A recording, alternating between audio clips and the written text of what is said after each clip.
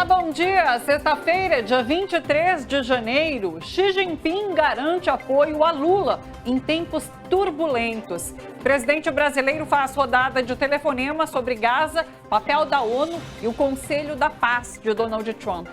E os Estados Unidos, a Rússia e a Ucrânia se reúnem hoje nos Emirados Árabes para tentar pôr fim à guerra. A Polícia Federal faz operação no Rio de Janeiro sobre investimentos da Previdência do Estado no Banco Master. Em Brasília, Vorcaro negociou com o governador Ibanez a venda do Master ao BRB. Notícia, análise, informação aqui no TVT News, primeira edição de hoje, direto da Avenida Paulista. Vamos lá? Vamos juntos.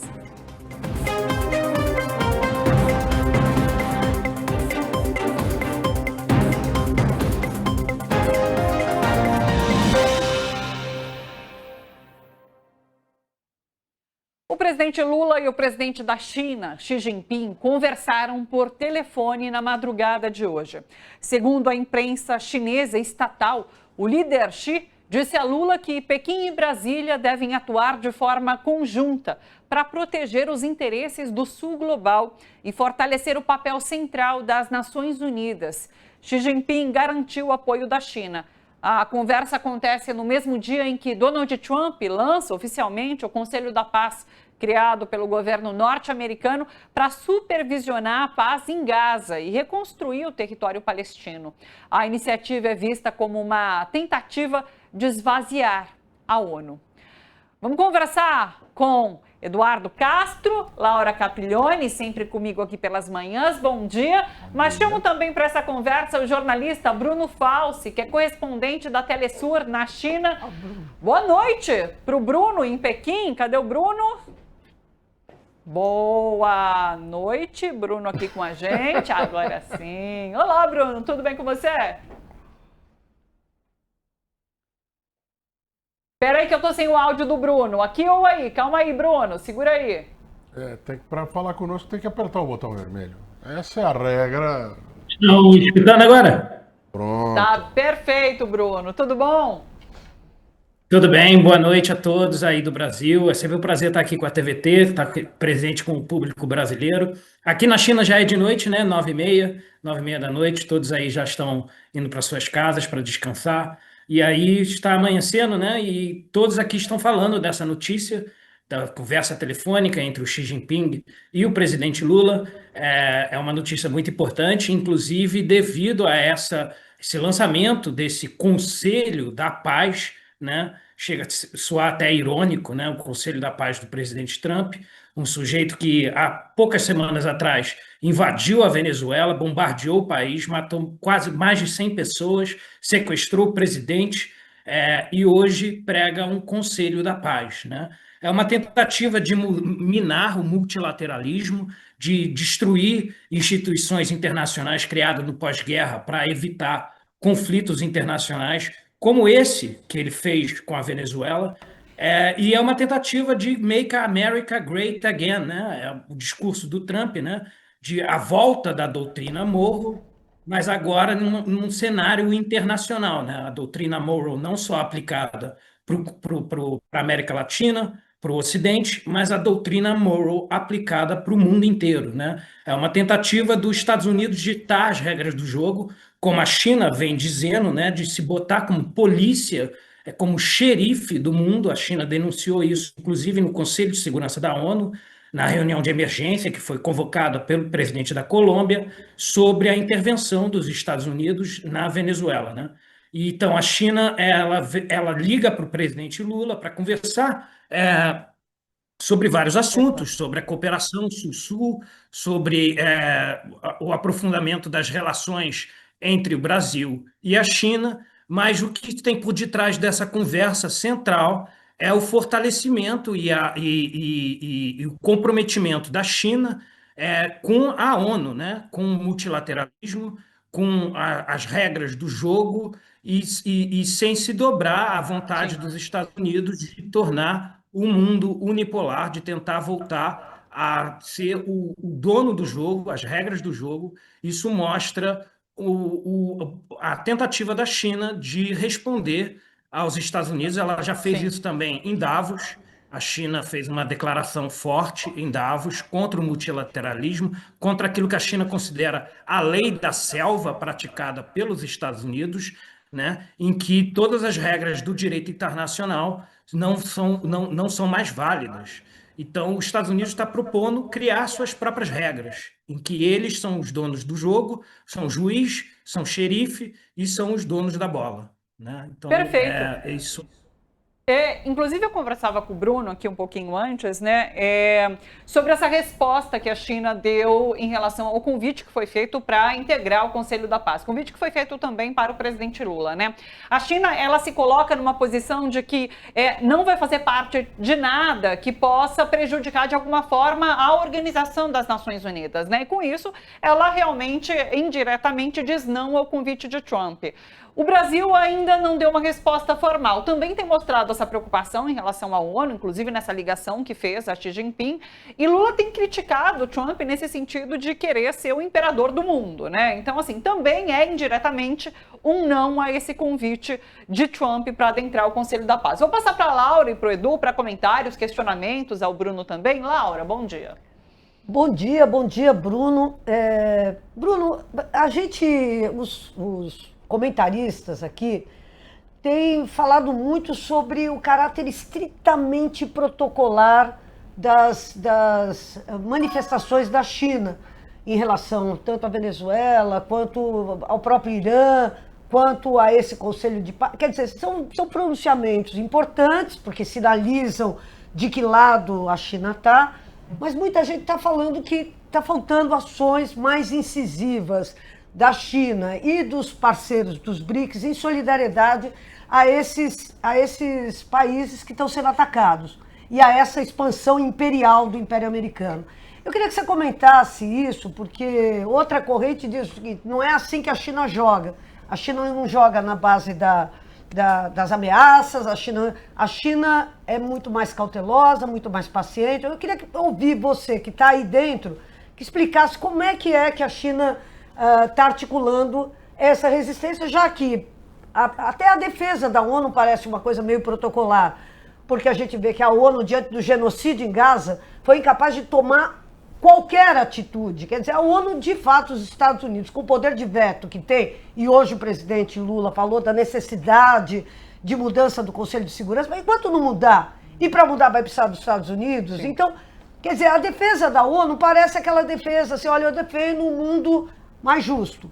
Porque, na verdade, como é que a ONU vai mudar se os Estados Unidos, que são o grande financiador, inclusive, da ONU, e não por acaso a ONU fica nos Estados Unidos, e foi quem criou, enfim, tudo aquilo, se os Estados Unidos são contra e estão propondo outra coisa. Então, o fato de ter uma potência delinquente, como são os Estados Unidos hoje, bagunçou todo o tabuleiro. É como se eu pudesse ganhar uma partida de xadrez só indo lá e derrubando o rei. Então, a pergunta que eu te faço é, diante disso, como é que a China está se armando para um jogo que a gente sabe que é um jogo da civilização contra a barbárie, afinal de contas, o que vai ser jogado aí, né? A China, ela vê as relações internacionais de uma forma muito diferente que as potências ocidentais, coloniais, imperialistas, o veem. Inclusive, ela comparte a história do processo colonizatório com a gente, né? Ela foi, durante o século XIX, ela foi invadida, ela foi colonizada, inclusive pelo próprio Japão, que hoje é uma outra grande ameaça à China hoje na região.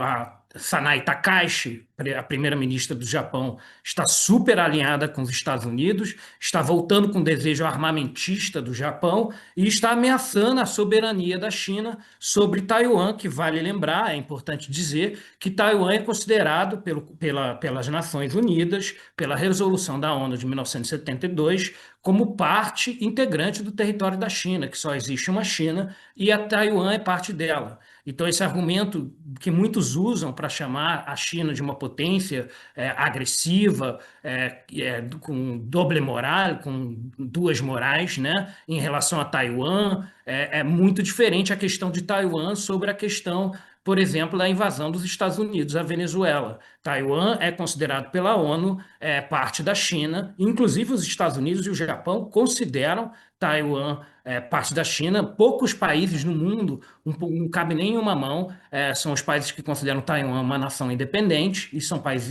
sem a menor importância, e a comunidade internacional considera Taiwan parte da China. Então, voltando à questão, a China sempre foi muito cautelosa, ela sempre é muito cautelosa em suas declarações.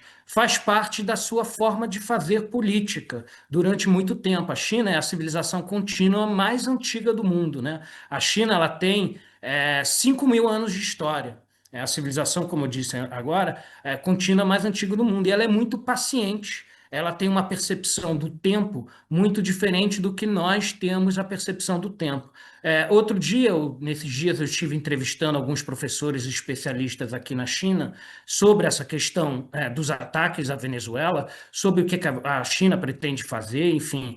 E eu conversei com um especialista de relações da América Latina, o diretor do Instituto da América Latina da Universidade de Xangai, e ele falou que uma das coisas que a China tem feito é só você ver a importância que a China tem hoje nas relações internacionais em comparação a 30 anos atrás. E como é que ela foi ganhando essa importância? Muito através dessa política dela paciente, cuidadosa e principalmente de oferecer uma mão muito diferente dos Estados Unidos. Enquanto os Estados Unidos impõem o seu comércio através, os seus desejos através da força, né, que a China diz que é o uso da força nas relações internacionais. A China é o paladino do direito internacional. Ela se diz a grande defensora do direito internacional e o lugar seguro para todos os países do mundo irem quando se sentirem ameaçados por uma outra grande potência.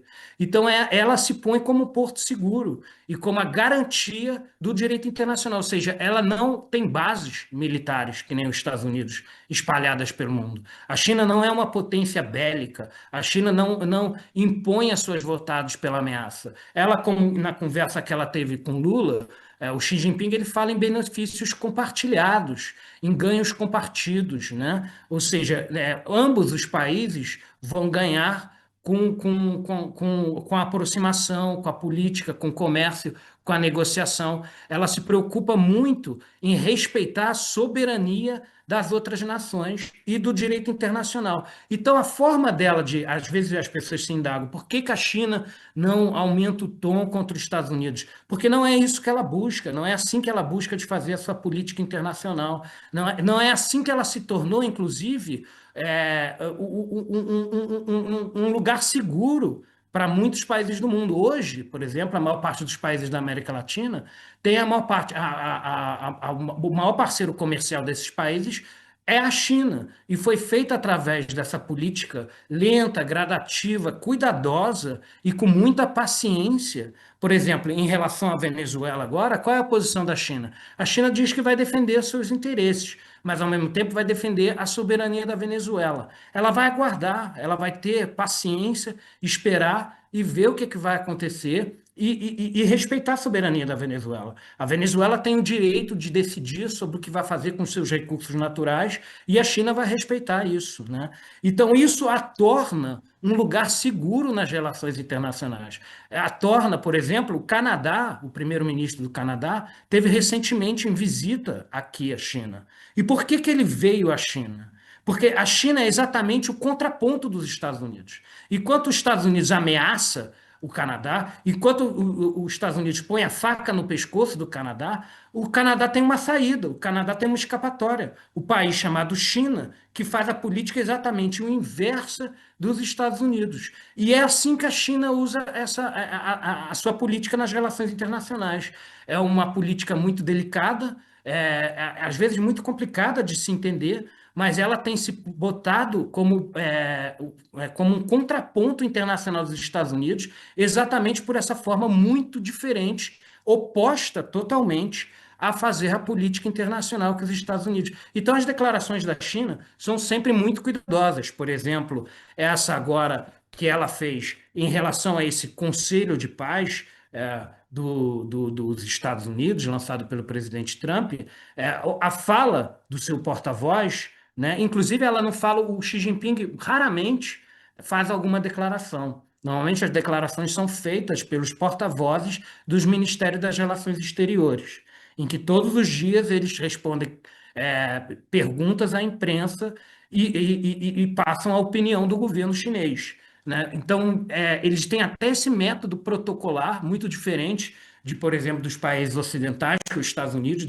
o presidente Donald Trump, por exemplo, faz declarações dentro do seu avião, né? Às vezes sai um assessor dele do banheiro e faz uma declaração super controversa. A China tem uma forma muito diferente de fazer a sua política. As suas declarações são sempre muito pensadas e eles repetem, ou seja, você vai fazer a mesma pergunta para um embaixador na Índia e ele vai responder exatamente a mesma frase que foi dita pelo porta-voz chinês na conferência de imprensa do Ministério de Relações Exteriores. Então, Ô, eles Bruno, têm essa... Sim, por favor.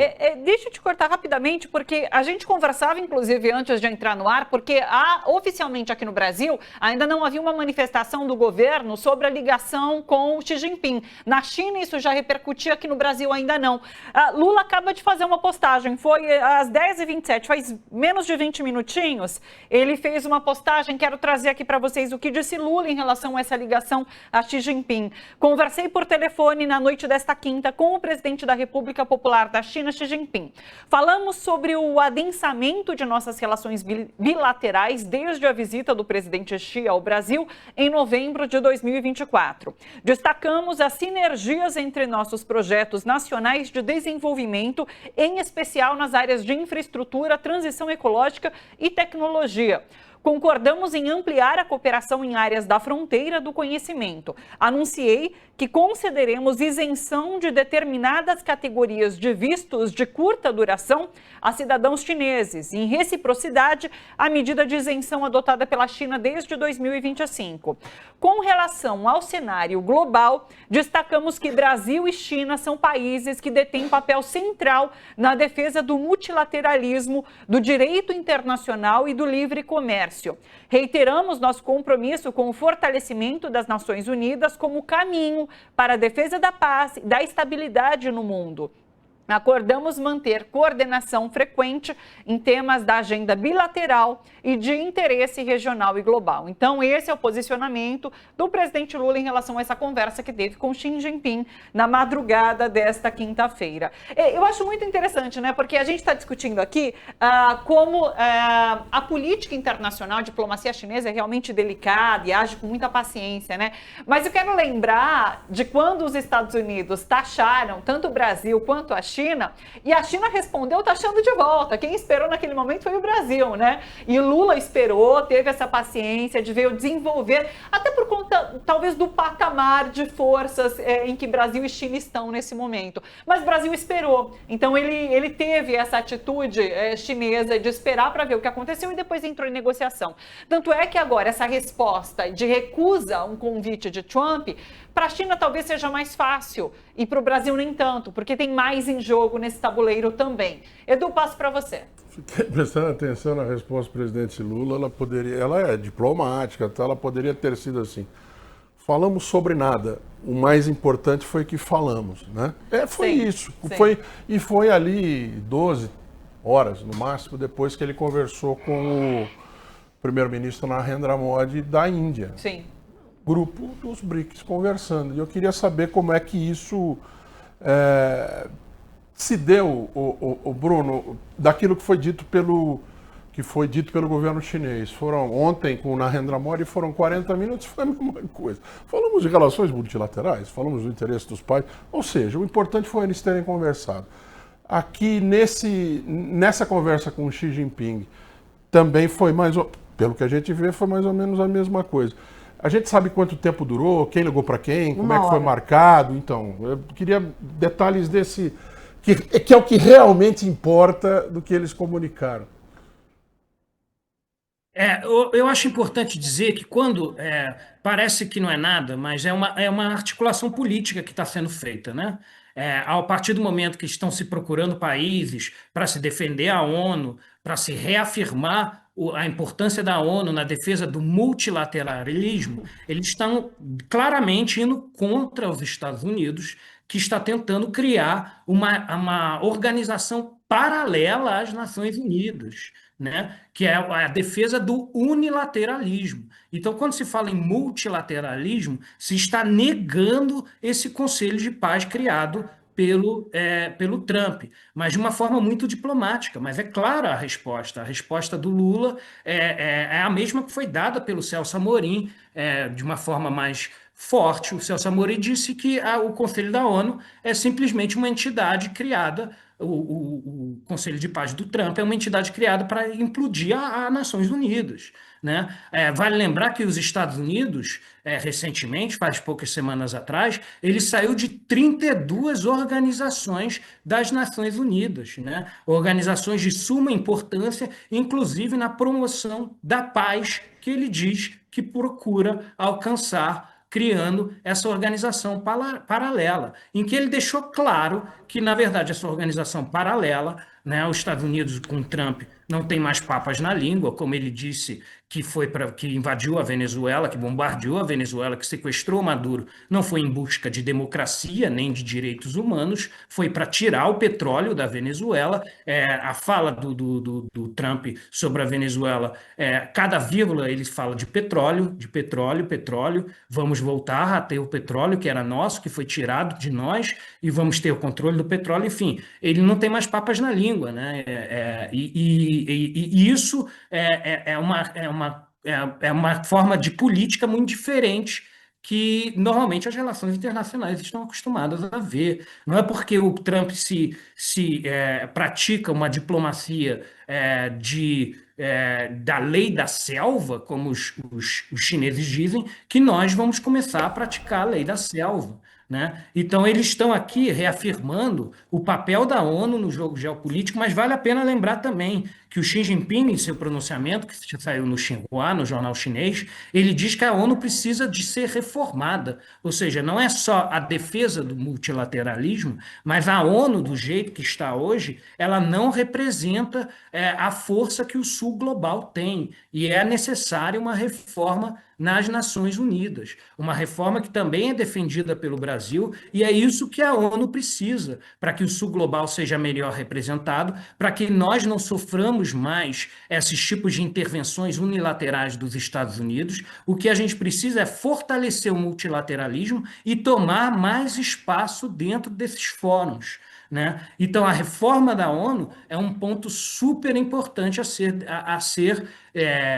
batido. Então, se os Estados Unidos quer se retirar da ONU, ele, ao mesmo tempo, ele está enfraquecendo o seu papel dentro dela, né? E abre uma oportunidade para fortalecer o papel do Sul global nela. A partir do momento que ele tenta implodir uma ordem internacional, ele está perdendo aliados importantes. O Canadá é um deles. O Canadá veio aqui de mãos beijadas à China, né? E fez declarações fortes, o primeiro-ministro do Canadá, contra os Estados Unidos, contra a ordem unipolar, que os Estados Unidos tenta voltar ao jogo, né? A doutrina Monroe de forma global, né? Make America Great Again, como o Trump gosta de dizer. Só que isso vai ter resistência, já está tendo resistência. Esse telefonema pode não parecer tão importante, mas esse telefonema faz parte de uma articulação global contra essa ação dos Estados Unidos de tentar minar as Nações Unidas. Mas isso não abre mão da crítica que nós, do Sul global,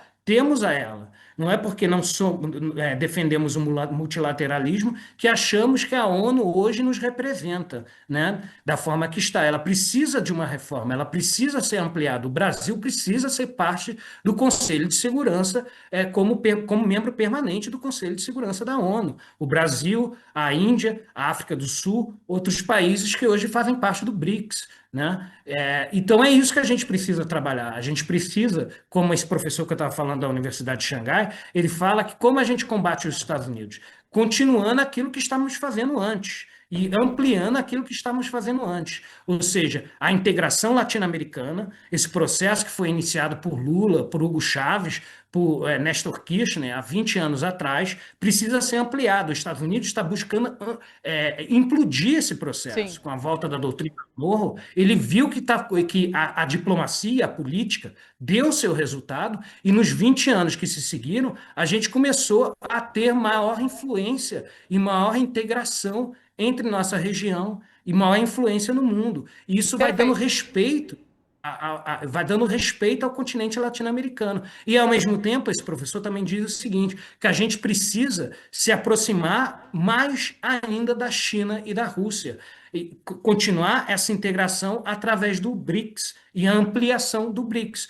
E a gente tem feito isso. Isso tem criado uma reação dos Estados Unidos. Isso é um processo de reação à perda de poder da hegemonia dos Estados Unidos através desse processo geopolítico iniciado por Lula, por Xi Jinping e por outros há 20 anos atrás, né? Perfeito. Como presidente. A Laura quer fazer um apontamento? Não, eu queria só falar que é muito curioso, porque muitos analistas hoje defendem essa ideia de que a ONU Sim. acabou, a ONU já era. Que essa insistência dos discursos do Lula, do Xi Jinping, enfim, de que tem que restaurar a autoridade moral da ONU e tal, não sei o quê, eu acho que isso aí serve menos para interferir na realidade da ONU atual e mais como uma consigna de mobilização internacional sobre a necessidade da reorganização da ONU. Ou seja, é preciso ter órgãos internacionais de mediação, de regulação das relações internacionais. É preciso, a gente está vendo. Canadá está frito, Groenlândia está frita, Venezuela está frita, Irã está frito, está todo mundo ameaçado, a Europa está ameaçada. Sim. Então, quer dizer, o que eles estão dizendo é o seguinte, gente, desse jeito todo mundo vai perder, nós precisamos de um órgão, não é essa a ONU. Estão falando já abertamente em uma reorganização da ONU, que eu acho que vai muito além da entrada do Brasil no Conselho de Segurança da ONU. Não é sobre isso.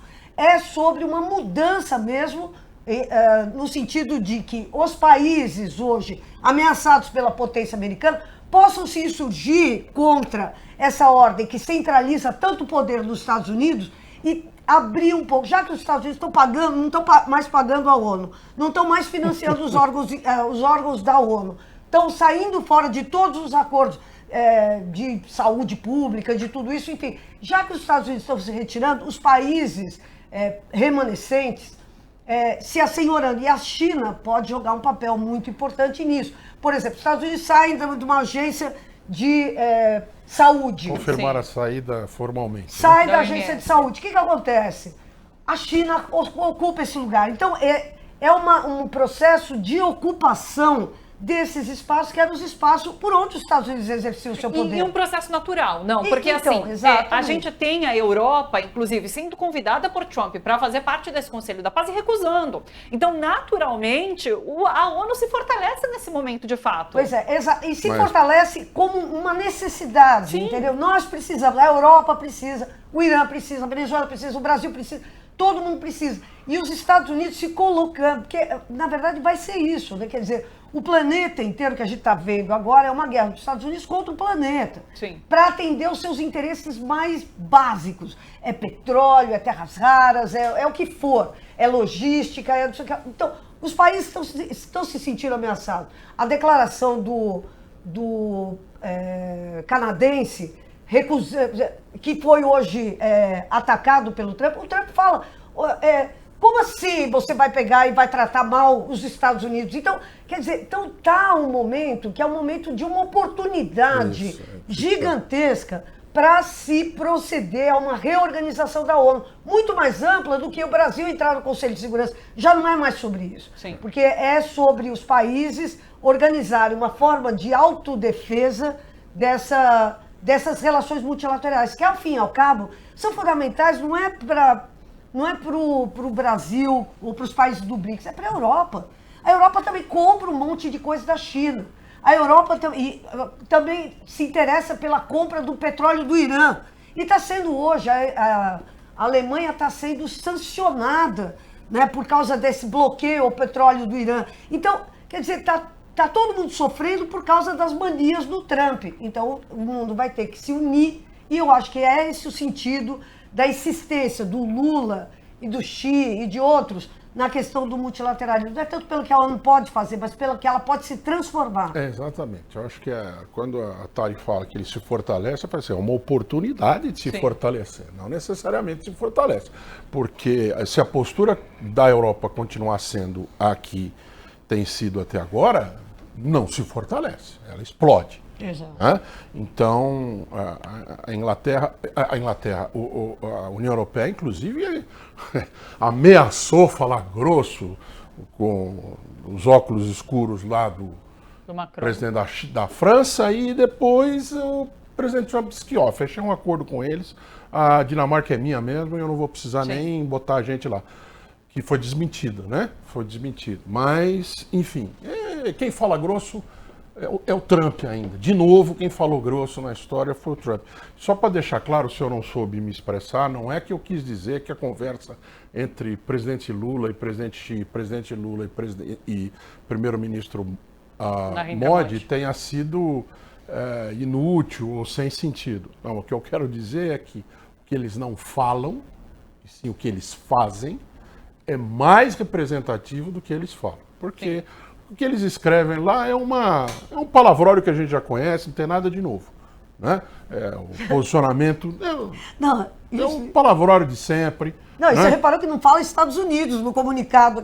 Então, o Brasil liga para o Xi num momento desse do mundo e não tem uma falamos. Palavra sobre claro que A partir do momento que você fala da ONU, está implícito que você está colocando como contraponto mas do o Conselho da principal Paz, é o fazer. E o fazer aqui é as nações se articularem no sentido de levar adiante uma vez que a Europa não faz nada, e os países que têm peso no sul global estão se articulando para fazer alguma coisa acontecer. Ô, Bruno, continua aqui com a gente. Deixa eu trazer mais algumas notícias e daí a gente faz mais uma rodada aqui de comentários, porque como a gente vem comentando aqui, Lula foi convidado por Trump a integrar esse Conselho da Paz do governo norte-americano, mas não deu uma resposta até o momento. O presidente brasileiro está fazendo essa rodada de telefonemas às chefes de outros países que também foram convidados para compor esse tal conselho.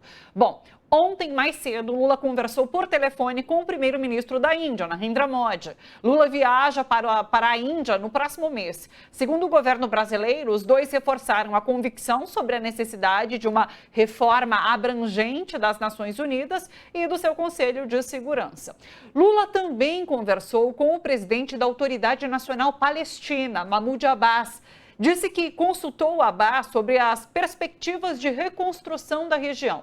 Eles trocaram impressões sobre o plano de paz em curso e concordaram em continuar mantendo contato sobre esse tema.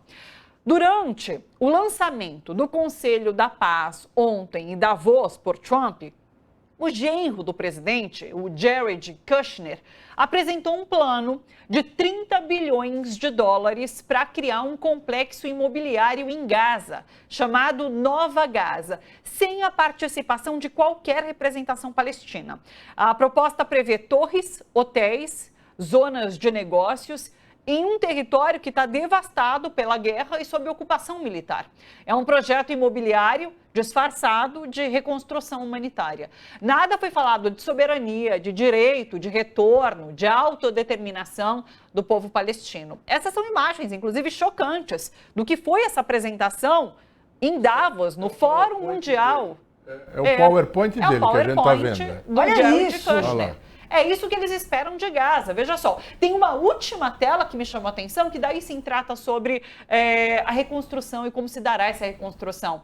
E é interessante também que eles falam sobre criação de empregos. Você imagina hospitais, mão de obra barata que eles querem. Porque é isso. O que eles vão fazer com todos os palestinos lá que não tem o mínimo? Não sei se a gente tem nessas imagens essa última tela, que é os próximos dias o foco. E daí a gente tem a reconstrução e a ajuda humanitária. Essa é a última tela do PowerPoint. ajuda A humanitária. palavra humanitária aparece na última. Isso, até. no final. Mas, assim, eu estava aqui vendo aqui a resposta, o relato da conversa do presidente Lula com o Mahmoud Abbas. É a resposta do Brasil. Não vamos fazer parte de nenhum conselho que vocês não estejam. Está aqui a resposta. Não, mas é que tem gente que quer que saia assim escrito. Não vamos! Trump, seu miserável!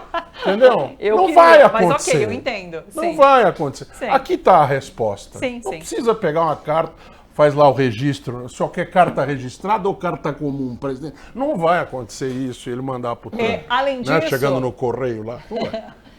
Deixa eu mandar para o Bruno, porque... Inclusive, a gente falou sobre os 19 membros desse conselho até o momento, e são todas nações submissas aos Estados Unidos. Entre elas, por exemplo, a gente tem a Argentina, de Javier Milei. Argentina e Paraguai. Então, também há de se salientar isso. Até o momento, o Conselho de Paz é formado por nações submissas aos Estados Unidos, Bruno. Sim, o Conselho de Paz tem muito poucos países representados, né? Se você para pensar, ele é muito pouco representativo internacionalmente falando, né? Ou seja, a própria articulação dos Estados Unidos não tem dado certo em seus aliados da OTAN. E vale lembrar que é isso que a gente está falando, né? Ou seja, a ONU precisa ser reformada. E qual é o órgão mais importante da ONU? O órgão mais importante da ONU é o Conselho de Segurança da ONU, né? A ONU foi criada com 5 países com direito a veto, que isso que tem incomodado muito a geopolítica atual do mundo, né? Porque você tem 5 países que são os atuais vencedores da Segunda Guerra Mundial, que aconteceu há quase 100 anos atrás, né? Em que hoje ditam as regras do jogo. Eles têm direito a veto, são membros permanentes com direito a veto. E isso vem acontecendo, por exemplo, por que Cuba é sancionada e todos os anos há votação a Cuba contra as sanções econômicas a Cuba, todas as nações do mundo condenam a sanção contra Cuba, com um punhado de 3, 4 nações que enfim, são a favor às sanções, e continuam as sanções a Cuba, porque os Estados Unidos bloqueia e veta essas sanções, o que é votado todos os anos na Assembleia Nacional, no Conselho de Segurança da ONU. E esse conselho paralelo, né, chamado esse Conselho de Paz, é um conselho de segurança paralelo criado por Trump, em que não são mais 5 países, que é apenas um país que dita as regras, né? Ou seja, em vez de você ampliar a ONU, o Trump ele propõe de fechar ainda mais, de acabar com o multilateralismo, né? Em vez de serem 5 países, é apenas um, os Estados Unidos. Então, quando a gente fala de reformar as instituições, a principal instituição que precisa ser reformada é o Conselho de Segurança da ONU. E é por isso que todas as nações do BRICS batem muito nessa tecla, na reforma do Conselho de Segurança da ONU, porque é onde realmente emana o poder da ONU, né? Que é o que o Conselho de Paz pretende ser. Ele não pretende ser uma Assembleia Geral da ONU, ele pretende ser um Conselho de Segurança da ONU. Um Bruno. Conselho de Paz, não, ele pretende ser um Conselho de Guerra. Né? Bruno, Laura, diga. Bruno, me deu uma aflição agora. Me deu uma aflição, juro, uma aflição, meu. Estava vendo quem são os membros os atuais membros do Conselho de Paz do Trump. O Vietnã está participando do Conselho de Paz. Você pode me explicar o que é, já que você está desse outro lado do mundo, explicar que loucura é essa que um país atacado da maneira como foi atacado pelos Estados Unidos, agora está participando do Conselho de Paz. Aí, sério mesmo, a diplomacia me surpreende. Me explica, Bruno, qual pode ser a lógica? Eu também vi eu também vi o Vietnã na lista e eu fiquei realmente surpreso. O interessante é que o Vietnã, essa semana, está passando pelo seu 14º Congresso do Partido Comunista do Vietnã, em que foi, e terminou hoje, inclusive, foi um consenso, enfim, era para terminar segunda-feira, eles decidiram adiantar o Congresso e terminaram hoje, em que foi deliberado uma série de questões, e eu cheguei mais no ponto das relações internacionais, e é curioso, né? Porque o Vietnã, ao mesmo tempo que defende o multilateralismo, e defende, enfim, o Sul Global, a cooperação com Cuba e com a Venezuela, o Vietnã foi um dos países que primeiro denunciou o sequestro do presidente Nicolás Maduro, que prestou sua solidariedade à Venezuela, que condenou o bombardeio sobre a Venezuela. Então, é meio contraditório o Vietnã fazer parte desse Conselho de Paz. Realmente é uma pergunta a se fazer ao próprio governo do Vietnã sobre isso, porque ele aderiu a esse Conselho de Paz, mas no documento de hoje, soltado hoje pelo governo do Vietnã, né, pelo Congresso do Partido Comunista do Vietnã, ele salienta as relações econômicas com os Estados Unidos. O Vietnã tem, nos últimos anos, fortalecido muito as suas relações, não só o Vietnã, como a Índia também, né? A Índia tem uma relação dúbia com o BRICS devido a isso, que ela é um aliado muito próximo dos Estados Unidos, ela tem interesses comerciais muito fortes com os Estados Unidos, e o Vietnã é o mesmo, né? O Vietnã, enfim, o Vietnã do Partido Comunista, ele tem relações comerciais profundas com os Estados Unidos, e a gente não sabe muito bem o que tem por detrás desse acordo que foi feito com o Trump. Sim. Mas que chega a ser contraditório, porque há 2 semanas atrás estava o Vietnã soltando a marreta contra os Estados Unidos devido à intervenção que ele fez na Venezuela. Enfim, o Vietnã e Venezuela são países extremamente próximos, aliados. Inclusive, nesse ano, o Vietnã fez doações importantes a Cuba, também é um país irmão e aliado. Então, é bastante contraditória a política do Vietnã. Poderia ser comparado um pouco, enfim, comparações são difíceis de ser feitas, né? Cada nação tem sua própria história, mas é também contraditória a relação da Índia com os Estados Unidos, sua postura dentro do BRICS. Inclusive, há muitos conflitos entre a Índia e a China devido a toda essa postura dúbia da Índia com os Estados Unidos, né? Então, o Vietnã, ele tem essa postura dúbia com os Estados Unidos, né? Inclusive salientada no documento hoje do Partido Comunista do seu 14º Congresso. Perfeito. Sabe que foi recentemente, né, que o Trump mudou o nome daquele Departamento de Defesa dos Estados Unidos para Departamento de Guerra, né? Tanto é que o Hegseth virou secretário de Guerra. Esse Conselho da Paz devia se tornar agora, assim, o Conselho de Defesa dos Estados Unidos, né? Então agora a gente tem um conselho para defender todos os interesses dos Estados Unidos. Bruno, sempre um prazer te receber, viu? Muito obrigada. É noite lá em Pequim. O Bruno está aqui nos acompanhando, nos ajudando a entender esse cenário internacional. Então, sou muito agradecida a sua presença por aqui. Um beijo para você, boa noite, até uma próxima. Obrigado, Thalita, obrigado, Laura, obrigado a todos aí que estão nos acompanhando. É um prazer estar aqui com o público brasileiro. Eu estou mais acostumada agora a falar em espanhol para a Telesur, né? E tem um outro tipo de público, um público latino-americano de língua hispânica. E para mim é um prazer estar aqui com o público brasileiro, mais pertinho aí do Brasil, que sinto muita saudade aí do nosso querido Brasil, né? Podendo falar a língua materna, né? É isso. Um beijo para você, Bruno. Vai descansar, vai dormir. Até. Tchau, tchau. Vou trazer mais algumas notícias internacionais antes da gente partir para cenário nacional, tá bom? Olha só, negociadores ucranianos, americanos e russos vão se reunir hoje nos Emirados Árabes Unidos. Essa será a primeira vez que esses países se encontram, com a presença, inclusive,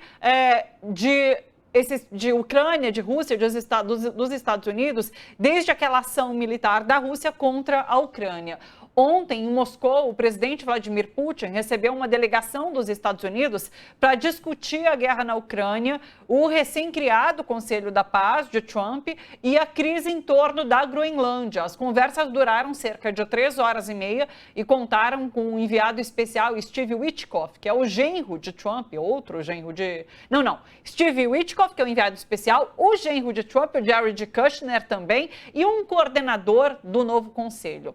Segundo o Kremlin, as negociações foram confidenciais e prepararam para a cúpula entre, de fato, Estados Unidos, Rússia e Ucrânia nos Emirados Árabes. A agenda inclui segurança, garantias pós-guerra e arranjos econômicos, além do papel do Conselho de Paz, que busca aí reduzir a influência da ONU. O interesse russo pela Groenlândia também entrou na mesa em meio à tensão entre Trump e os aliados europeus.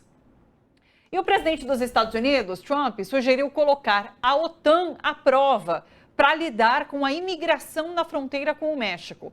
Numa publicação nas redes sociais, Trump afirmou que os Estados Unidos poderiam invocar o artigo 5º do Tratado da Aliança, que prevê a defesa coletiva entre os membros. Segundo o republicano, a medida serviria para forçar a OTAN a atuar contra o que ele chamou de invasão de imigrantes ilegais. O artigo 5º foi criado para ameaças militares externas, não para questões migratórias. Vamos ver o que vai acontecer a partir de mais uma loucura de Donald Trump. Que coisa, hein? Pois é. E agora, uma outra questão dos absurdos que a gente está comentando, temos mais um. Uma criança de 5 anos foi detida por agentes de imigração nos Estados Unidos. O menino ele voltava da escola em Minnesota quando foi retirado do carro da família por agentes do ICE e levado junto com o pai a um centro de detenção no Texas. Autoridades locais afirmam que a família tinha pedido de asilo em andamento e que não havia ordem de deportação. O governo Trump nega ter mirado a criança, mas educadores e advogados acusam o uso do menino como uma isca nessa operação. Segundo a rede de ensino da região, outras 3 crianças também foram detidas em ações recentes do ICE. O caso intensificou os protestos contra a política migratória do governo e reacendeu esse debate sobre violação de direitos humanos. Gente, é um absurdo atrás do outro o que acontece em relação ao ICE nos Estados Unidos. A população se levanta, mas sem que até o momento os agentes do ICE parem essa conduta. São nazistas, recrutados entre grupos neonazistas, pagos para executarem esse tipo de coisa. Eu sou um senhor de idade, eu me lembro do caso Julián González. Lembra desse caso? Julián González era um garoto, eu acho que ele tinha 7 anos, talvez um pouquinho mais do que isso, que foi pego pela mãe em Cuba, ou quando esteve nos Estados Unidos, visitando a mãe, agora não me lembro dos detalhes, e a mãe segurou lá. E o pai queria que ele voltasse para Cuba. E aí gerou um conflito diplomático longo, e esse garoto foi literalmente arrancado da mãe, porque houve uma decisão da Justiça, sim, houve o Departamento de Justiça também dos Estados Unidos, o Ministério da Justiça deles lá, Janet Reno era a secretária da pasta, e gerou imagens horrorosas de homens armados até os dentes, como os americanos gostam de fazer. Aliás, nossos policiais também gostam. Para fazer seja um homem de 75 anos, seja uma criança desarmada, evidentemente, seja uma criança de 4 ou 5. Isso gerou uma grande revolta nos Estados Unidos. Sim. O presidente era o Clinton, tiveram que se meter.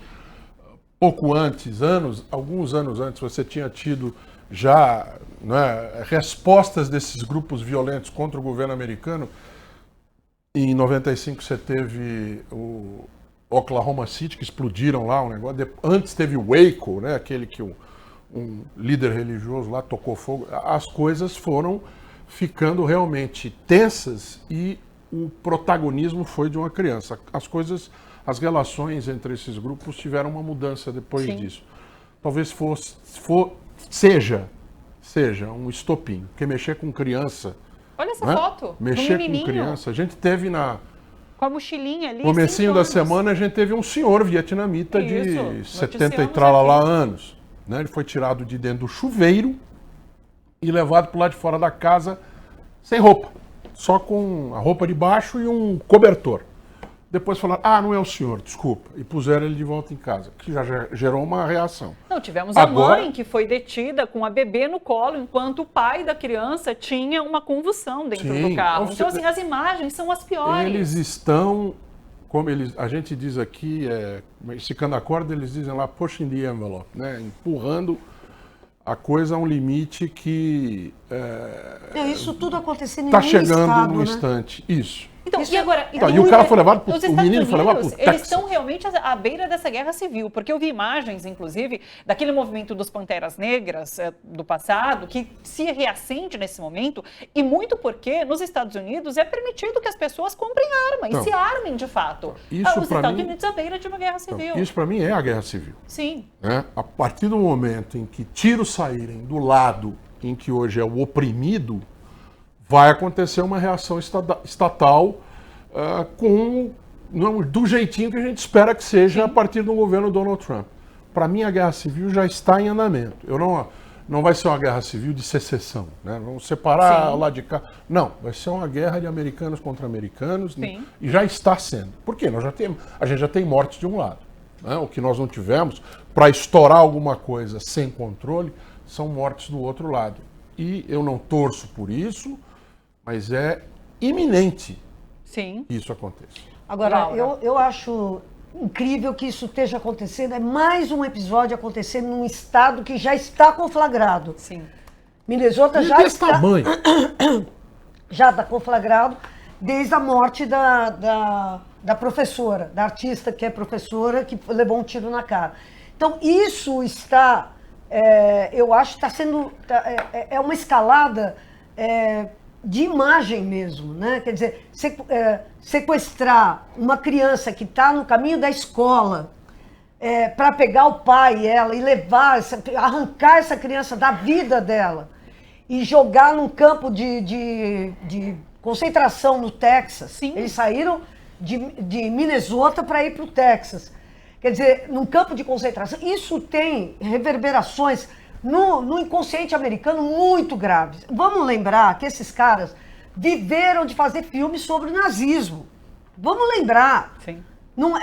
Eu acho muito grave porque é uma estética nazista que está sendo repetida pelo Trump. Isso, eu acho que isso aí tem um custo, inclusive para a sanidade mental dos Estados Unidos. Como é que tudo aquilo que era o bandido é o que nós estamos hoje no governo fazendo. Então, eu acho que a gente pode prever, pela gravidade dessas cenas, porque sequestrar criança e tal é coisa de nazista. Né? Eles levavam para o Mengele lá. E pôr num campo de concentração é coisa de nazista. Então, eu acho que a gente pode esperar um agravamento do ressentimento que tem nos Estados Unidos hoje em relação ao governo Trump. Eu acho que você tem razão. Isso... Pode ser que esse aumento da violência do ICE não seja sem querer. Pode ser que esse aumento da violência do ICE seja exatamente para provocar uma reação que justifique a implantação de uma lei marcial nos Estados Unidos. Pode ser. Eu acho que isso pode ter todo sentido. Agora, dentre esses grupos de extrema-direita, tem uma vertente, principalmente de ex-combatentes. O Timothy McVeigh, o cara que tocou fogo lá, que explodiu um caminhão-bomba na frente de uma instituição, de um prédio federal em Oklahoma City, que é uma cidade no meio dos Estados Unidos, né? Matou centenas de pessoas, inclusive crianças. Ele era anti-Estado, anti-governo. Que o governo nos controla, que o governo isso, que o governo aquilo. Talvez esse tipo de reação, eles esquecem que o ICE é governo. Né? E não é porque esses grupos são de extrema-direita que talvez não se coloquem em contraste. Porque os Panteras Negras são socialistas. Agora, isso pode reverberar para dentro. Isso pode reverberar para um grupo que não é que o governo americano, Trump em especial, não acha que vá se voltar contra ele. Só que a gente já está vendo, inclusive no campo político, eu repito sempre, a Marjorie Taylor Greene, lá, a Carla Zambelli do Trump, no dia 5 de janeiro desse ano, pegou a trouxa dela e foi embora para casa, renunciou ao mandato de deputado. Então, vamos ver. A gente está com imagens do movimento dos Panteras Negras aí na tela. São vários os vídeos que surgem nas redes sociais em relação ao levante desse movimento, nesse momento que vivem os Estados Unidos em relação a essa atuação do ICE. Vou rodar nossa pauta, pessoal. A gente tem falado bastante sobre os Estados Unidos porque isso, a gente fica amargurado com essa situação e com essas pessoas. E espera pelo fim do regime. Nós esperamos pelo fim do regime, então nós temos que acompanhar justamente para não ser surpreendido caso isso não aconteça. Exato. A gente vai até novembro ter que falar muito dos Estados Unidos e depois... Você já imaginou o terror que estão vivendo essas comunidades hispânicas? Exato. Você sabe que eu tinha uma família, eu tenho uma família de amigos que eles estavam para mudar para os Estados Unidos nesse projeto de fazer uma vida lá fora e desistiram diante desse cenário, porque é isso. Você ir para lá com visto, muitas vezes num primeiro momento de turista, para depois tentar uma permanência e ficar, né, nesse temor o tempo todo? Não, eles desistiram. E me espanta muito isso que você chamou a atenção, das pessoas que são capturadas e presas serem levadas para um estado muito distante. É de fato para cortar a relação, para que você não tenha comunicação com seus familiares. Então, assim, é de uma perversidade também anormal. Não é só você capturar, é você botar lá longe, para que ninguém tenha contato com aquela pessoa. Os trens dos nazistas que levavam os caras para a Polônia, lá para os campos de concentração. Cara, é isso, Treblinka. Faz parte essa ideia de você arrancar literalmente o cara da vida do lugar, familiar, do território, dos amigos, dos parentes e tal, arrancar o cara e pôr o cara numa condição de não pessoa. É impressionante o que nós estamos vendo nos Estados Unidos, todos os alertas. É por isso que é engraçado quando a gente vê um comunicado, né, como esse do Lula falando sobre a ideia que você fala, cara, nesse momento não tem uma palavra. É óbvio que eles só estavam falando sobre isso. É óbvio que eles só estavam falando sobre isso, né, claro. Sim. Gente, eu vou partir para a política nacional agora, porque tem muita coisa para falar e hoje, assim, com um cenário em que o Banco Master está no foco e todas as implicações desse caso. Bom, o controle das investigações sobre as fraudes do Banco Master continua movimentando os bastidores da política e do judiciário brasileiro. Ontem, o presidente do Supremo, o ministro Edson Fachin, entrou em cena para defender o colega Dias Toffoli. Em nota, ele afirma que o ministro respeita o devido processo legal e a Constituição. Segundo o presidente da Corte, a atuação de Toffoli no recesso do judiciário é legítima e o Supremo não se curvará a ameaças ou intimidações. Ontem, o Procurador-Geral da República, Paulo Gonet, arquivou um pedido para o impedimento e a suspeição de Toffoli na investigação do Banco Master. A representação foi apresentada por 3 deputados da extrema-direita, Adriana Ventura, do Novo, e Carlos Jordi e Carolina de Toni, ambos do PL. De acordo com a jornalista Daniela Lima, após a decisão da PGR, Dias Toffoli foi taxativo, abre aspas, não vou abrir mão do caso, e disse ainda que vai apanhar o que tiver que apanhar e conduzir o caso regularmente com tranquilidade, fecha aspas, essa é a fala de Dias Toffoli. Mas, reportagem do portal Metrópolis mostra o ministro do STF, Dias Toffoli, utilizando o resort Taiaiá, que fica no interior do Paraná, para receber empresários, banqueiros e políticos. Imagens registraram um desses encontros, ocorrido no dia 25 de janeiro de 2023. Toffoli aparece numa área reservada dos jardins desse resort. O local tem um heliponto onde pousa um helicóptero associado ao Banco de Investimentos BTG Pactual. Do helicóptero desembarca o empresário Luiz Pastore, do Grupo Metalúrgico Ibrame, e o banqueiro André Esteves, controlador do BTG Pactual. Toffoli cumprimenta os convidados e, em seguida, os 3 participam de uma conversa ali nesse local. De acordo com o Metrópolis, o episódio exemplifica a rotina do Taiaiá, usado frequentemente por Toffoli para receber autoridades, artistas e nomes de peso do PIB brasileiro. Olha... É isso. As implicações de Toffoli vão se tornando mais evidentes. E assim, eu acho que aquilo que a gente disse, a gente comentou, quando o Toffoli foi pego naquele jatinho com o Augusto de Arruda Botelho, que é o advogado de um dos banqueiros aí do caso Master. O problema naquele momento não era o Augusto de Arruda Botelho, era o Toffoli. Nesse caso também.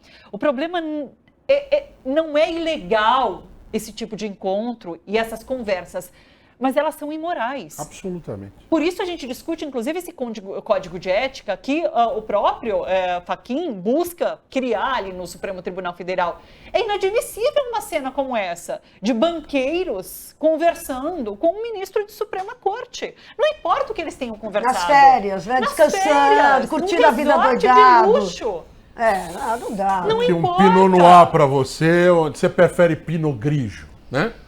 É uma falta de postura que é não é inacreditável. É inadmissível.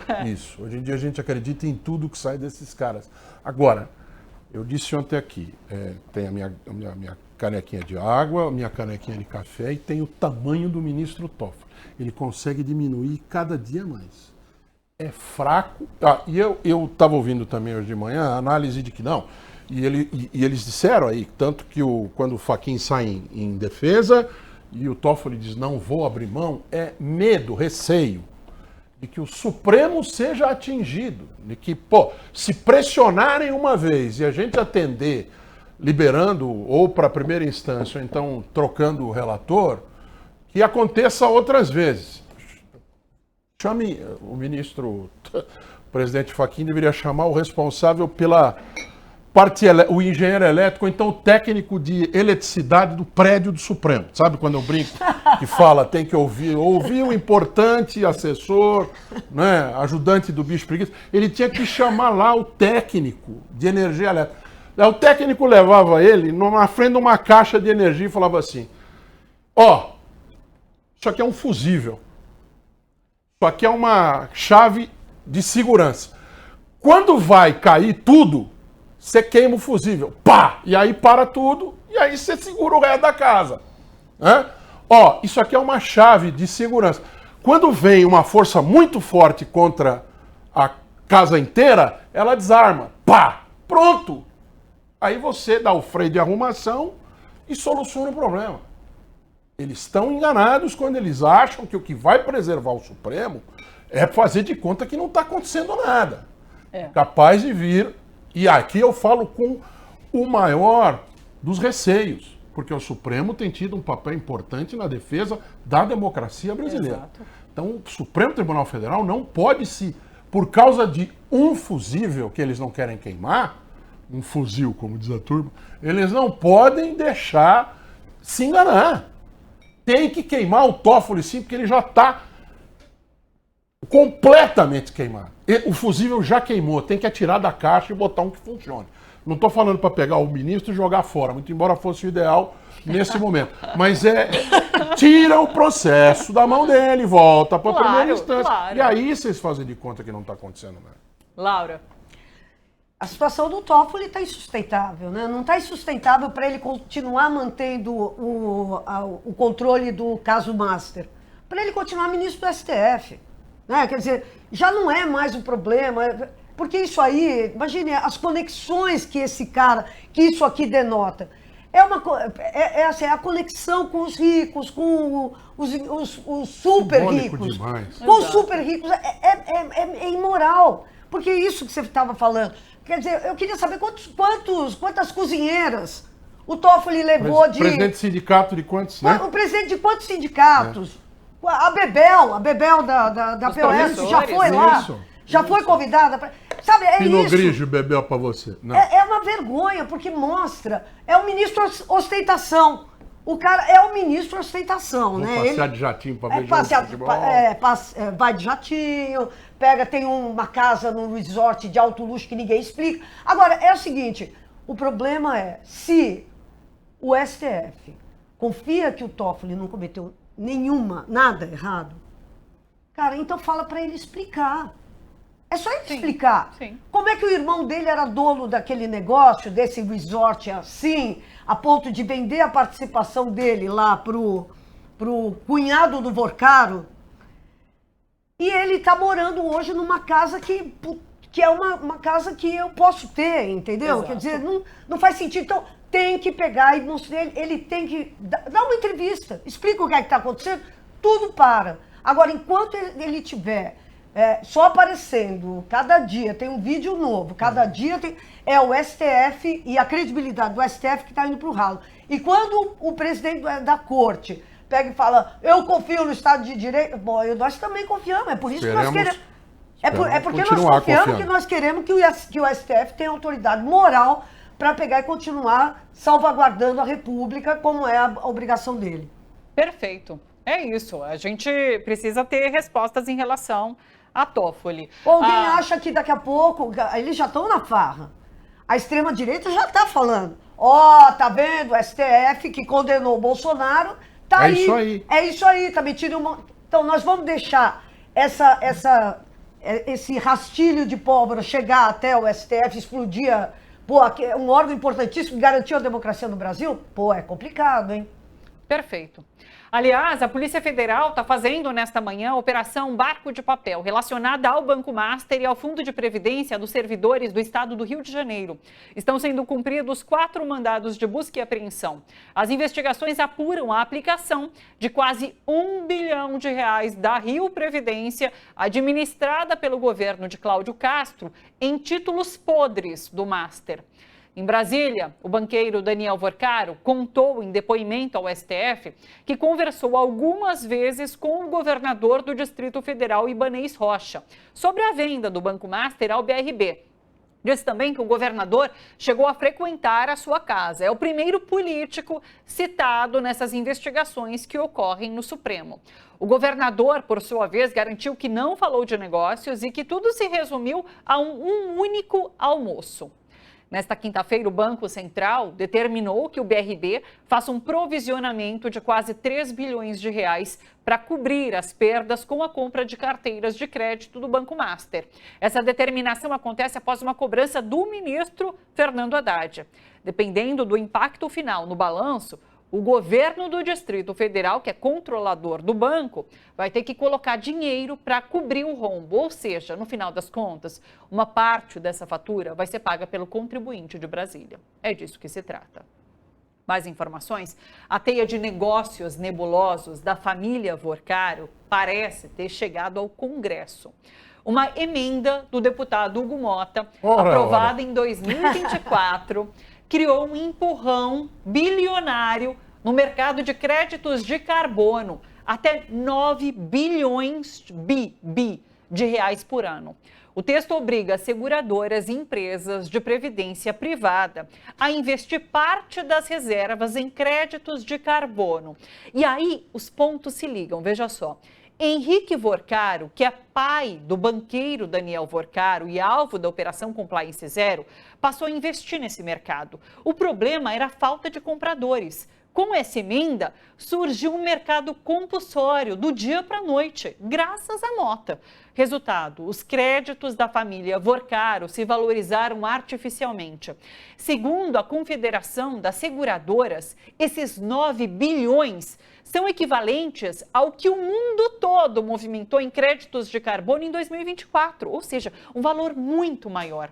A entidade foi ao STF no ano passado. Alega violação à livre iniciativa e à concorrência. O relator, Flávio Dino, votou pela inconstitucionalidade em dezembro. O julgamento virtual termina agora, em 6 de fevereiro. Quem tem amigos Tem não tudo. morre pagão, não é mesmo? E é um tipo de olha, medida, gente, que se não fosse o nome Arthur Lira Daniel Vorcaro e Arthur o Lira Banco tava Master, junto, tá? Arthur agora Lira vir à tava tona, ninguém ia descobrir. Ninguém ia... E a gente não entende o que é esse mercado de crédito de carbono. É de difícil entendimento. E é uma medida que passou, que beneficia diretamente, frontalmente, o pai do dono do Banco Master. Maravilhoso, cara. É isso, né? Obviamente, ele tinha informação privilegiada de que isso ia entrar na pauta, de que o Hugo Mota ia fazer aprovar isso, comprou um monte de crédito de carbono que devia estar sendo vendido na Bacia das Almas. Sim. Aí, da noite pro dia, aprovou. Né? Jorra dinheiro. Jorra dinheiro, é impressionante. E daí o melhor, a justificativa é não, gente, é o meio ambiente. A gente está Exato. olhando para a Estamos pauta defendendo ambiental, a natureza. climática, defendendo a natureza. E passa, se a gente não entende realmente minimamente, ou enfim, aprofundadamente do que se trata, é isso. Pô, que legal o Congresso fazendo pela pauta ambiental. Se eu Que não estou bonito. enganado, passou como o que eles chamam de jabuti, né? Jabuti não sobe em árvore sozinho, alguém colocou lá. O assunto do texto que estava sendo votado era outro. E aí ficou tão descarado, esse montante aí, 8 para 9 bilhões, é referente, eu não sei o detalhe exato, mas é Sim. 1% de qualquer coisa. Aí eles já votaram, depois que viram que ia dar tiro, porrada e bomba, eu falei assim, baixa para meio. E votaram, de novo, puseram lá. Por isso que daí a seguradora disse, peraí, vocês não podem jogar no meu colo, eu não emito esse montante de Sim. crédito de carbono, de itens poluentes, né? Então eu não tenho por que pagar essa conta. Aí caiu no colo do Flávio Dino. E aí o ministro Flávio Dino falou, peraí. O cara não pode ser responsável por um pagamento obrigatório diante de uma despesa que ele não provoca. O enriquecimento aqui é sem causa. Para além disso, tem liberdade de mercado, que a Constituição prevê, a gente nem lembra também. Então, e a gente não ia saber. A treta ia ser entre eles. Como é bom ter amigos, né, Laura? Você Como vê só, né? Que coisa. Hugo Mota, o invertebrado e rastejante presidente da Câmara, antes de ser presidente da Câmara, ele aprovou esse troço. E, inclusive, o Congresso que nem voltou a funcionar e já tem polêmica envolvendo Hugo Mota, né? Quero ver quando os trabalhos do Congresso voltarem. Enfim, vamos lá. Os deputados federais Rogério Correia e Lindbergh Farias protocolaram uma ação junto à Polícia Rodoviária Federal em que pedem providência contra a marcha liderada pelo deputado Nicolas Ferreira. O parlamentar e colegas da extrema-direita saíram da cidade mineira de Paracatu com destino a Brasília. Ele pede a liberdade de Jair Bolsonaro, que está condenado e preso por golpe. Segundo Rogério Correia, a Polícia Rodoviária Federal deve colocar fim à marcha por configurar um novo ato golpista e colocar em risco a segurança da rodovia. Vamos dar uma olhada na fala. A Polícia Rodoviária Federal não pode fingir que não está vendo. Nós estamos entrando, portanto, na Polícia Rodoviária Federal e no DENIT para que eles não ocupem as pistas e que vão caminhar por onde quiser, mas não atrapalhando, como estão atrapalhando a vida das pessoas. Eu sei que eles não importam com isso, eles só importam com anistia para o Bolsonaro e com tentativa de golpe. Eles não importam com a vida dos trabalhadores, com a jornada 6x1 que nós queremos acabar, com a estabilidade da economia, com o preço dos alimentos caindo. Isso para eles não interessa. Não interessa os professores, os servidores da saúde, só interessa anistia para Bolsonaro e golpe. Agora, eles não podem agir dessa forma. Olha, já participei de várias marchas, inclusive com o MST. São marchas que são feitas na beira da rodovia, com segurança e tudo acertado e avisado. Isso que eles estão fazendo é crime. Então, a Polícia Rodoviária Federal tem que impedir isso, bem porque tem até helicóptero posando para levar a gente. É uma caminhada fake. Esse Carlos Bolsonaro, por exemplo, já saiu da caminhada e voltou um monte de vezes. Eles param, dormem no hotéis, almoça, janta, etc. Depois segue uma caminhada fake, atrapalhando o trânsito e, evidentemente, colocando em risco a vida das pessoas. É disso que se trata, é uma caminhada fake. Eu gostei dessa denominação do deputado Rogério Correia. Inclusive, imagens que circulam nas redes mostram o Nicolas Ferreira, depois de cansadíssimo de andar tanto durante todo o dia, se hospedando num hotel 5 estrelas para passar a noite. A gente tem esse vídeo também, né? Daqui a pouquinho eu coloco aqui. Mas é isso, é uma fakeada total, essa caminhada. E para chamar atenção, ou melhor, para tirar a atenção do que realmente deveria estar sendo debatido e discutido. E aí? Nicolas Ferreira, né, gente? É uma que coisa pataquada, né? É uma pataquada, é uma coisa ridícula. Ele está batendo continência para o Bolsonaro ali para conseguir ser o paladino da causa pró-Bolsonaro e tal. Ele quer se cacifar dessa maneira. Eu acho que é o Nicolas Ferreira sendo Nicolas Ferreira, insignificante, um cara que está envolvido em um monte de mutretas, como a gente está percebendo agora, inclusive na investigação do Banco Master. Essa investigação do Banco Master é isso, Meu né? Deus. É a mãe de todas as investigações. Mas é isso, é o Nicolas Ferreira disputando espaço na mídia. É muito trambique, né? Lá vai ele entrando no hotel. Vocês viram? Tem uma imagem dele? Que ele faz um escaldapé no meio da manifestação, no meio da marcha. Porque ele estava com os pés Não, mas cansados. tem uma outra também que é muito boa, aquele outro Holiday que está na Mas manifestação. talvez esteja aí o vídeo. O Fernando Holliday quebrado completamente. E que porque vai não buscar conseguiu. o SUS. Ele busca o SUS, porque ele precisa tomar Dorflex, enfim, na veia, porque está com o pé doendo demais, a perna doendo demais, e ele procura o SUS da região. E esse pessoal que está sempre criticando o Sistema Único de Saúde... Olha lá, vai virar a cadeira de roda, vai estar escrito SUS, olha lá. Quer ver? Olha lá que beleza. Olha lá que maravilha. Eles fazem isso para gerar imagem e estão gerando, Estão né? gerando, exato. gerando. A gente tem o que comentar em cima disso tudo. Estou aqui quebrado. Fui lá fazer a minha passeata e não consigo andar. Ai, meu Deus do céu. Tem o Magno Malta, que também está sendo levado, né, de cadeira de rodas, porque tá ali... Nossa, então, Dorflex, gente. Dorflex, é uma injeção de dor. Eu também me chamo a atenção por causa do Dorflex.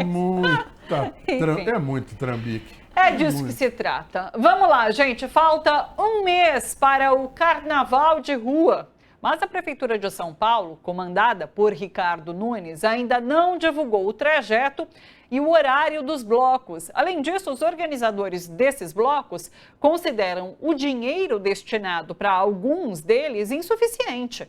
Quem tem informações para a gente ao vivo é a repórter Gihanna Rodrigues. Bom dia, Gi. Conta mais.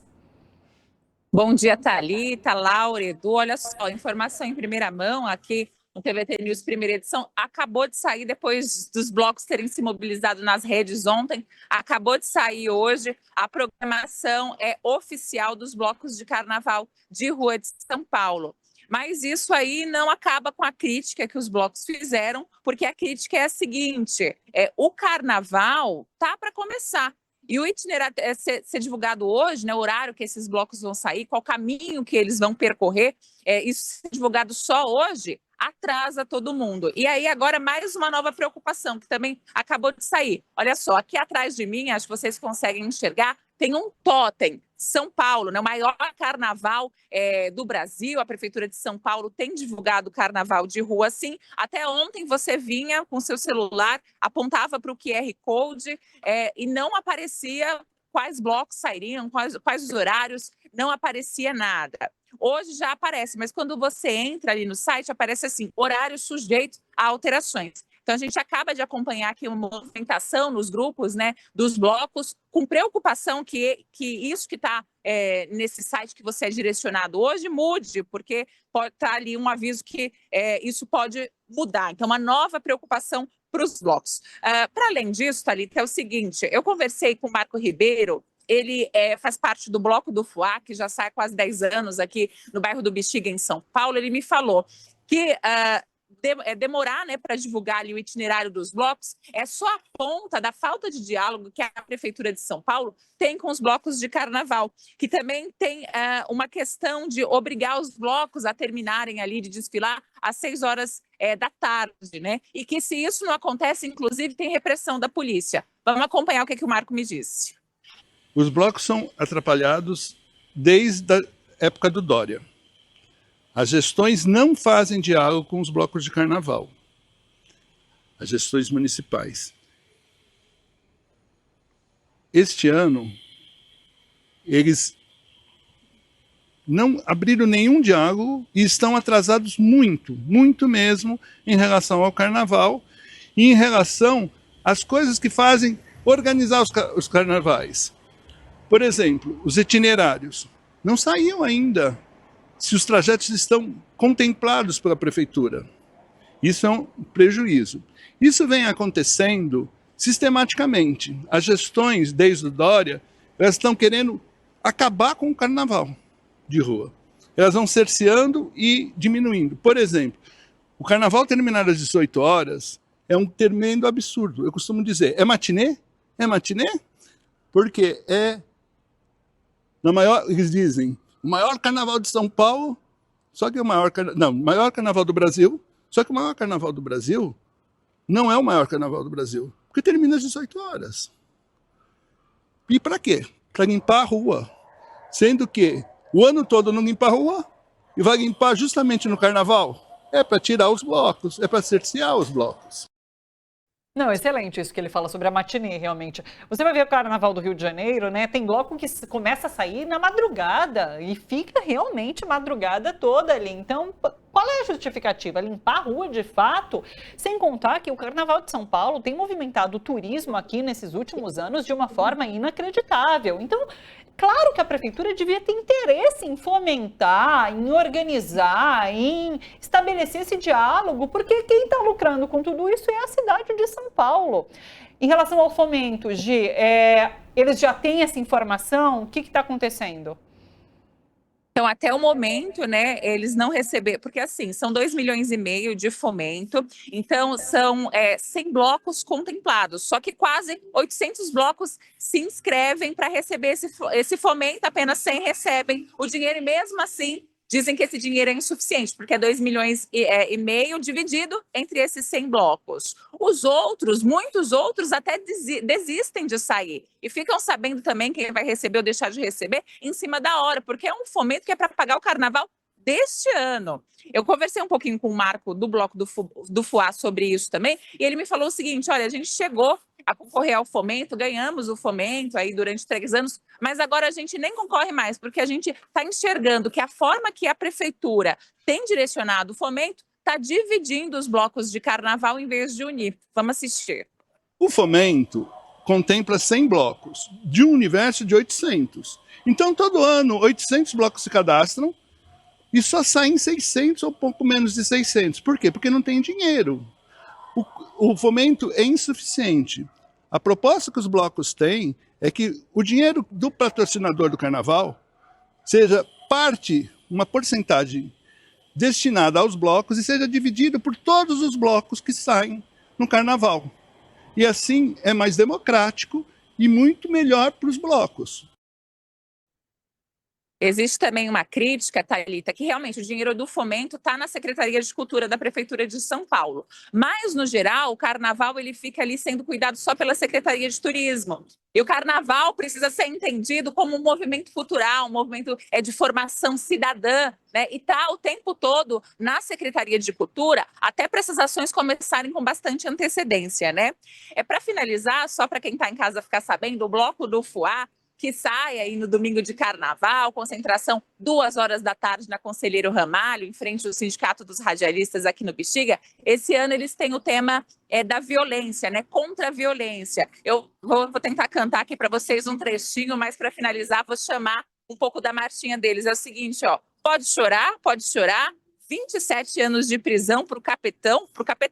Não acontece todo dia. E os golpistas implorando anistia. Um pouquinho de carnaval aí para finalizar essa entrada. Ana, a gente vai poder celebrar nas ruas. Ah, vai ter aqui, peraí.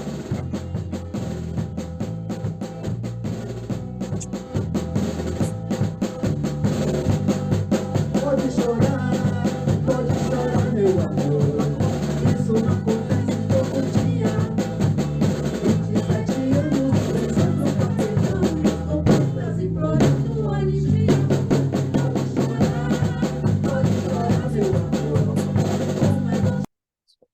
Não, achei genial aí, a gente poder celebrar realmente o noticiário político nas ruas de São Paulo. É sensacional. Gi, deixa eu só trazer, antes de fechar com ela, esses dados, né? O Edu estava chamando a atenção aqui para o quanto é movimentado pelo carnaval em São Paulo. O entrevistado ele já tinha dito, de fato, é o maior carnaval do país.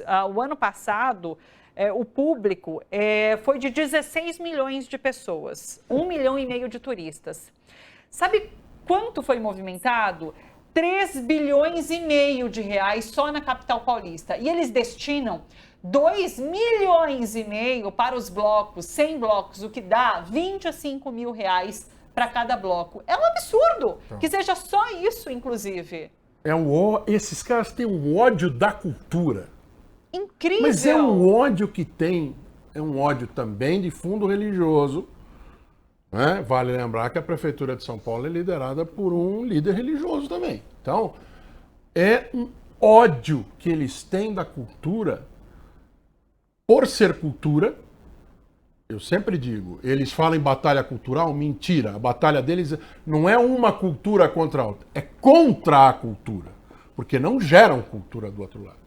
Não geram manifestação social, não geram conhecimento, envolvimento, principalmente conhecer sobre si próprio, sobre o próximo que está do lado. Não. O negócio deles é acabar com a cultura. E de maneira muito burra, porque isso gera, como você acabou de falar, bi. 3 bilhões de reais. Puxa vida, né? Que coisa. Gi, muito obrigada pelas informações. Bom trabalho para você por aí. Seguinte...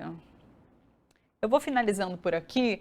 Não, tenho informação sobre USP. A lista de aprovados em primeira chamada do vestibular 2026 para ingresso na USP foi divulgada hoje, viu? Foram convocados 8.147 candidatos que devem realizar a matrícula em 2 etapas virtuais, a pré-matrícula e a efetivação.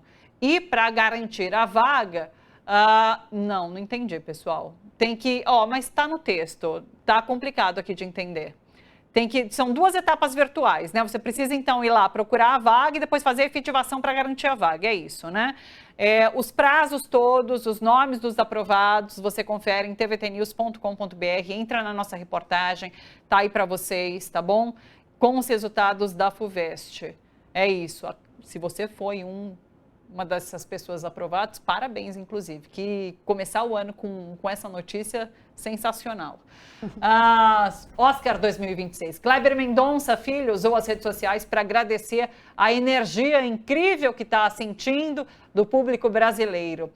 O Agente Secreto foi indicado em 4 categorias ao Oscar 2026. A cerimônia dos melhores do cinema acontece em 15 de março em Los Angeles, nos Estados Unidos. Além de agradecer o público, o diretor fez questão de ressaltar a importância das políticas públicas que incentivam a cultura brasileira. Vamos ver.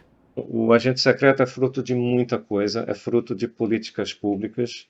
Políticas públicas, elas são uma maneira inteligente, está na nossa Constituição, de você investir na identidade do próprio país. Com políticas públicas para as artes, para a expressão artística, eu realmente acho que a população do nosso país passa a se ver, e é muito interessante, é muito importante quando você se vê. É isso, que grande agente político. Eu disse isso ontem, né? E daí eu lembrei que eu fiz a referência ao próprio filme, né? O Agente Secreto, ele é um excelente agente político e cultural, Kleber Mendonça Filho. Está torcendo aqui pelo Oscar. Antes da gente finalizar, deixa eu chamar aqui para vocês. Amanhã tem uma discussão interessante, às 10 horas da manhã, na sede do Sindicato dos Metalúrgicos do ABC, entre Moisés Celerges, que é o presidente do sindicato, e Luiz Marinho, que é o ministro do Trabalho e Emprego. Tá bom? Então, eu vou colocar na tela para vocês. Tem aí? Tá aí para vocês. Amanhã, 24/1, às 10 horas da manhã, tem aí o endereço do Sindicato dos Metalúrgicos do ABC, Rua João Basso, 231, em São Bernardo do Campo, ali no centro. E vai ter, então, esse debate, o futuro do Brasil passa pelo trabalho. Se você quiser acompanhar, tá aí para você o convite, certo? É isso. Laura, Edu, bom final de semana para vocês. Até segunda-feira. Combinado. Se o mundo não acabar. Por favor, não, né? Queremos mais mundo, mais vida, mais noticiário. Pessoal, muito obrigada pela companhia. Bom final de semana para todos vocês. Hoje, mais tarde, tem às 4 horas, TVT News segunda edição, com o do Ernesto à frente, atualização do noticiário, mais informação, mais debate, mais análise. Eu volto segunda-feira às 10h30 e te espero por aqui, tá bom? Beijo grande e até lá. Tchau, tchau.